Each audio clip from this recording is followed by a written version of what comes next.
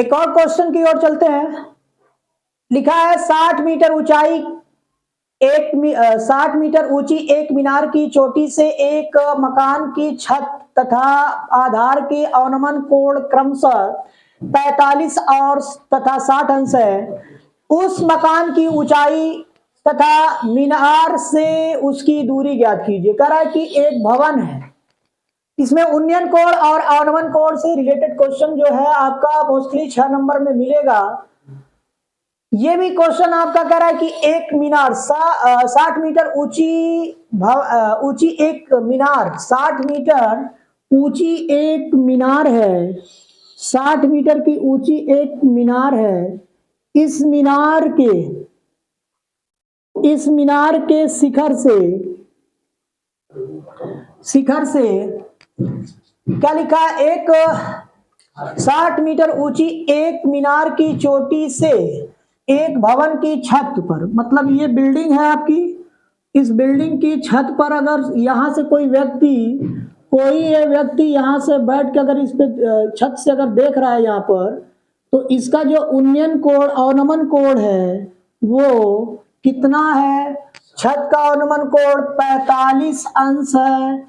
और जब यही छत से मतलब इसी मीनार की शिखर से इसके दुआरी को देख रहा है, अर्थात इसके नीचे वाले शिखर को देख रहा है, तो इसका कोण 60 अंश है।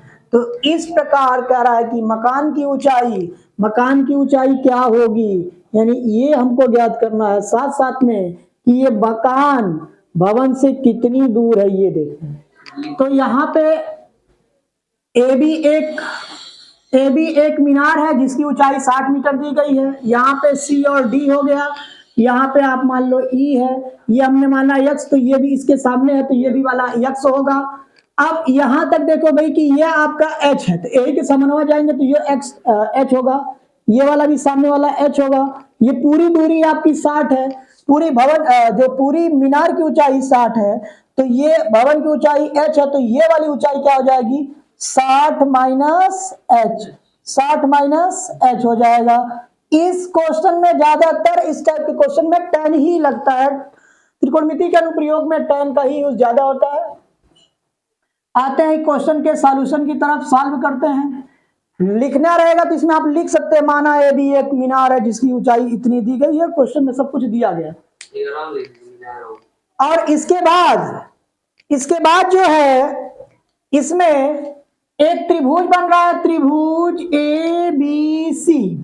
बड़ा वाला त्रिभुज बन रहा है, त्रिभुज ए बी सी में। त्रिभुज ए बी सी में क्या है? tan 60 अंश बराबर वही फार्मूला, लंब बटा में आधार, यानी एच की वैल्यू क्या आपकी पूरी है? लंब कितना है? 60 मीटर बटे में, और आधार क्या आपका? यक्स। tan 60 अंश का मान होता है कड़ी में 3, तो ये हो जाएगा 60 बटे में यक्स, तो यक्स बराबर हो जाएगा 60 बटा में कड़ी में 3। अगर कड़ी नीचे आती है तो इसके लिए आपको परिमेकरण करना होगा, अर्थात तो यहाँ पे परिमेकरण करेंगे तो कड़ी में 3 से गुणा और कड़ी में 3 से भाग, तो यक्स बराबर हो जाएगा 60 कड़ी में 3, और कड़ी का कड़ी में गुणा करेंगे, कड़ी समाप्त, ये कट जाएगा 3 से, तो कितना आएगा आपका? 20 कड़ी में 3, ये मीटर आ गया। यानी भवन से मीनार की बीच की दूरी 20 कड़ी में 3 है। ये एक आंसर हो गया। और इसमें क्या निकालना है? ये मकान से मीनार की दूरी है, मीनार की दूरी। अब दूसरा इसमें क्या है? त्रिभुज बन रहा है आपका, त्रिभुज बन रहा है त्रिभुज ए डी ई में, त्रिभुज ए डी ई में। ADE में कितना अंश बना है? कितना अंश? 45 अंश। इधर देखो ये हो जाएगा क्या? tan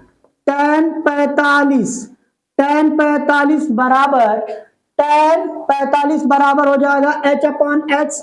लंब ये है, आधार ये है, तो ये हो जाएगा 60 माइनस h बटे में 60 माइनस एच बटा में एक्स, और tan 45 अंश का मान 1, tan 45 का मान 1, ये हो जाएगा 60 माइनस एच बटे में यक्स की वैल्यू आई है 20 कड़ी में 3, इसका इधर गुणा करेंगे तो ये हो जाएगा 20 कड़ी में 3 बराबर 60 माइनस एच, ये माइनस एच इधर आ गया तो प्लस एच हो जाएगा, तो एच बराबर आ जाएगा 60 माइनस 20 कड़ी में 3।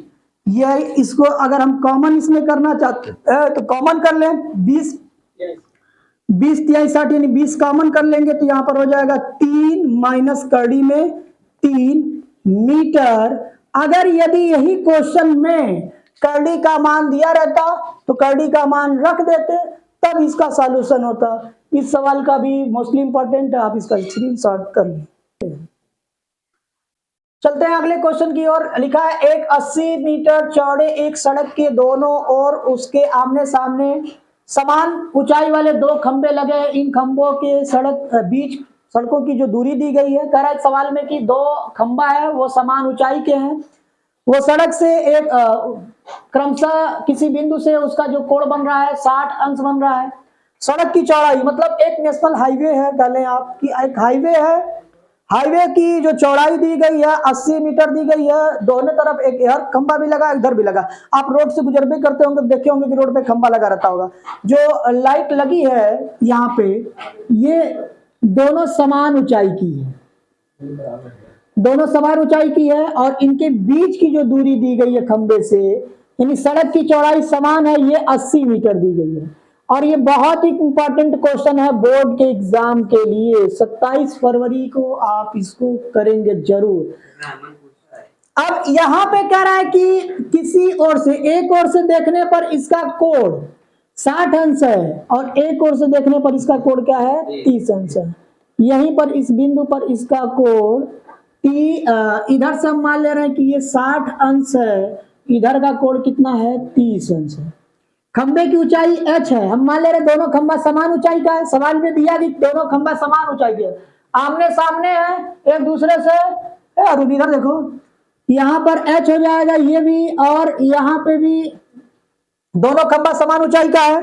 खंबे के बीच की दूरी यानी सड़क की चौड़ाई कितनी दी गई है 80 मीटर। अब यहाँ पे नाम दे दें A B C D और इसका नाम दे दिया जाए P, कुछ भी नाम दे दे अपने इच्छा अनुसार जो भी देना चाहते हैं।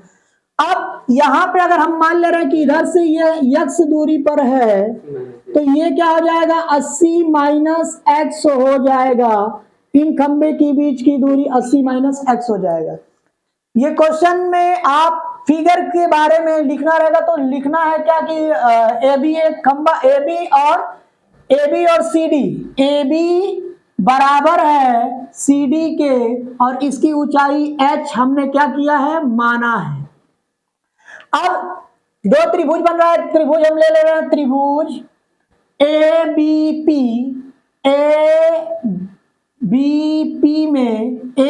पी में कितना दिया गया है tan 30 अंश, यहां पे लिखेंगे tan 30 अंश बराबर h अपॉन x, h बटा में 80 माइनस x, tan 60 अंश का मान 1 बटा tan 30 अंश का मान 1 बटा में कड़ी में 3, तो ये हो जाएगा h बटा में 80 माइनस x। यही वाला फार्मूला इसमें लगाना, क्रॉस मल्टीप्लाई करेंगे तो क्या आएगा, इसका इधर मल्टीप्लाई करेंगे तो 80 माइनस एक्स बराबर h कड़ी में 3, h कड़ी में 3।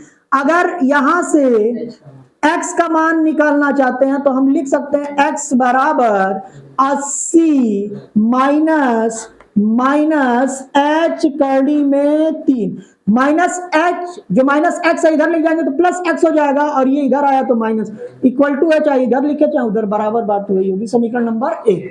एक इधर वाला छोटा वाला त्रिभुज बन रहा है, त्रिभुज CDP में, ट्राइएंगल CDP में, ट्राइएंगल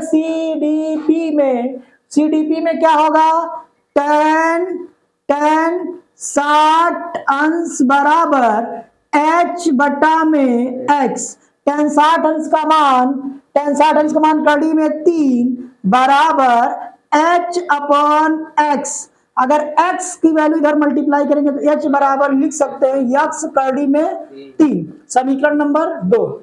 अगर समीकरण 2 का मान समीकरण 1 में रखें, समीकरण 2 का मान समीकरण 1 में रखने पर तो क्या होगा, x equal to 80 minus h। h का मान कितना है, x कड़ी में 3, x कड़ी में 3 कोष्टक में कर दे या x कड़ी में 3 हो गया और इंटू कड़ी में 3। अब ये x बराबर हो जाएगा 80 माइनस कड़ी में कड़ी का गुणा करते हैं तो कड़ी समाप्त हो जाती है, यहाँ पे -3x आएगा, -3x को इधर लेके आएंगे तो प्लस हो जाएगा, 3x और 1x जोड़ेंगे तो 4x हो जाएगा, ये हो जाएगा 80 और 80 अब ये 4 से कटेगा तो x बराबर 4 दूनी 8 अर्थात 20 मीटर। एक दूरी आ गई 20 मीटर, ठीक है, और दूसरी क्या आ जाएगी उसको आप इधर से कम कर लेंगे तो यानी सीपी की दूरी आ गई कितना 20 मीटर और पीबी की दूरी हो जाएगी 80 माइनस x अर्थात 80 माइनस 20 यानी आ जाएगा 60 मीटर। ये आंसर हुआ। अभी इसमें अब x का मान समीकरण 2 में रख दें, समीकरण 2 में x का मान रखने पर, समीकरण 2 में x का मान रखेंगे तो क्या हो जाएगा, h बराबर x का मान 20 है तो ये हो जाएगा 20 कड़ी में 3। ये खंबे की ऊंचाई आ गई, खंबे की ऊंचाई कितना आ गया 20 कड़ी में 3 मीटर। ये sure question in sure question इसमें जरूर आएगा, ये आपका कंफर्म है कि श्योरली ये क्वेश्चन इसमें मिलेगा। इस वीडियो को लाइक करें और सब्सक्राइब करें और ज्यादा से ज्यादा शेयर करें, और जिस पर वीडियो चाहिए आप कमेंट बॉक्स में कमेंट में। बच्चों के डिमांड पे ये भी क्वेश्चन आया है कि इस क्वेश्चन को सर करा दीजिए। देखिए ये वाला क्वेश्चन पूछा है कई बार। लिखा किसी मीनार के आधार से ए और बी दूरी पर एक सरल रेखा में स्थित बिंदु, दो बिंदु है P और Q है। इसमें कह रहा है कि देखने पर मीनार के ऊपरी शिखर के उन्नयन कोण कोटिपूरक है।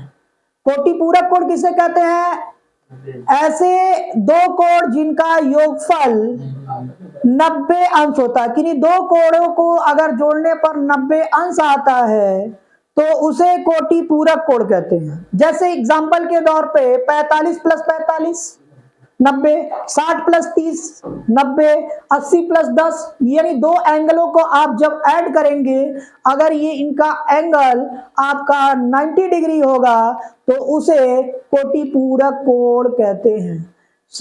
ठीक है, चलते हैं अगले क्वेश्चन की ओर। की सवाल में ही कहा है कि इसका जो कोटि पूरक कोण है, दो कोण, एक मीनार है, इस मीनार पर इसके एक रेखा में जाने पर दो बिंदु है, एक P और Q है।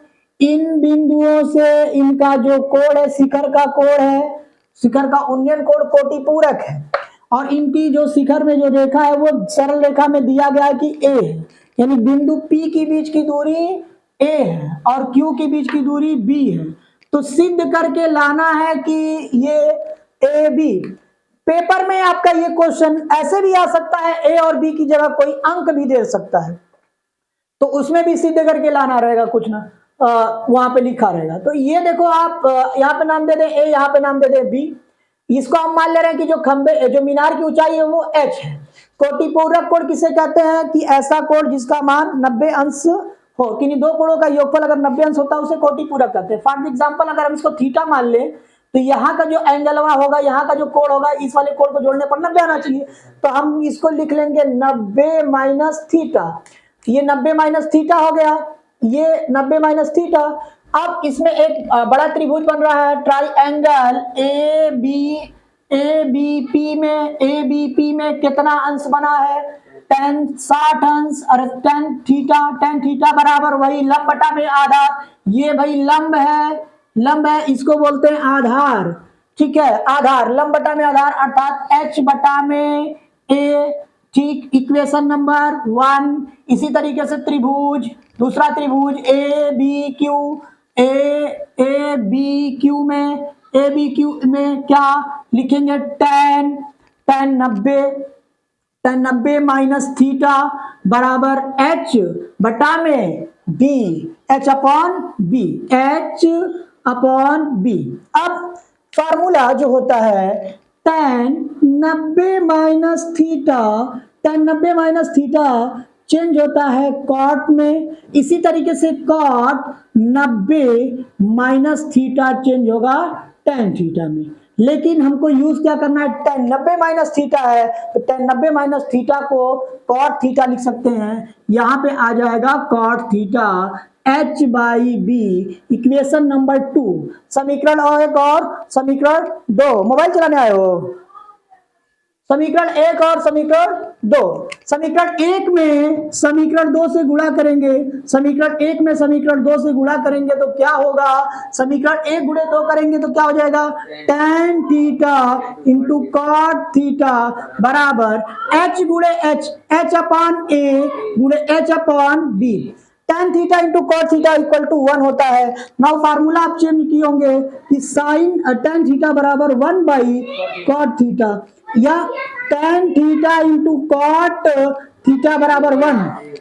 tan theta into cot theta equal हो जाएगा 1 बराबर h का h मल्टीप्लाई करेंगे h square upon a b, या इसका इसमें मल्टीप्लाई करेंगे तो h स्क्वायर बराबर हो जाएगा ए बी, h बराबर करड़ी में ए बी। ये आंसर आपका श्योर कंप्लीट हुआ, यही प्रूफ करके लाना था। बोर्ड के एग्जाम में ये क्वेश्चन